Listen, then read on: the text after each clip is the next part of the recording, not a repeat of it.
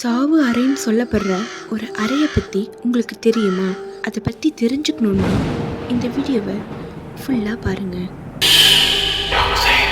இந்த இன்சிடெண்ட் சென்னையில் இருக்க ஒரு ஸ்மால் லாட்ஜில் தான் நடந்துச்சு. Room number 203. பிருத்திவின்ற 20 வயசு பையன் தனியாக தான் அந்த லாட்ஜில் செக்இன் பண்ணான்.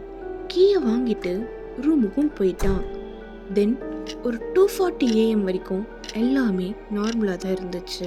அதுக்கப்புறம் பக்கத்து ரூமில் இருந்தவங்களுக்கு ஸ்ட்ரேஞ்சான சவுண்டு கேட்க ஆரம்பிச்சுது. சேரை இழுக்கிற மாதிரியான சத்தமும், ஃப்ளோரில் ஏதோ வெயிட்டாக மூவ் ஆகுற மாதிரியும், ரொம்ப ஸ்லோவாக யாரோ பேசுகிற மாதிரியும் சவுண்டு கேட்டுச்சான். உடனே அவங்க மேனேஜர் கிட்ட போய் கம்ப்ளைண்ட் பண்ணாங்க. அவர் வந்து ரொம்ப நேரமாக டோரை நாக் பண்ணாரு. பட் எந்த ரெஸ்பான்ஸும் இல்லை. பயந்து போய் ஃபைனலாக டோரை பிரேக்கும் பண்ணாங்க. டோர் ஓப்பன் பண்ணும்போது ரூம் ஃபுல்லாகவே சைலண்டாகவும் லைட்லாம் ஆன்லேயும் இருந்துச்சு. விண்டோ க்ளோஸ் அண்ட் பாத்ரூம்லேயும் யாருமே இல்லை. வெளியே போகிறதுக்கு வாய்ப்பும் கிடையாது.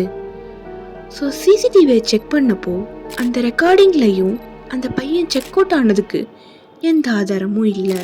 உடனே போலீஸை கூட்டிட்டு அந்த ரூம்குள்ளே போனவங்களுக்கு ஒரு ஷாக்கிங்கான விஷயம். அது என்னன்னா, அந்த பையன் மூஞ்செல்லாம் கீறல் போடப்பட்டு ரத்த வெள்ளத்தில் பெட்டுக்கு கீழே கிடந்தான்றதும், இதை விட பயங்கரமான விஷயம் என்னன்னா, அவன் உடம்புல இவன் 79வது ஆள் அப்படின்னு கீறல் போட்டும் இருந்துச்சான்.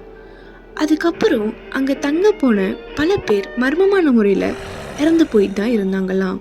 ஆனால் இன்னைய வரைக்கும் அந்த லாட்ஜில் இருக்கிற ரூம் நம்பர் 203ல் ஸ்டே பண்ணவே பயப்படுவாங்களாம்.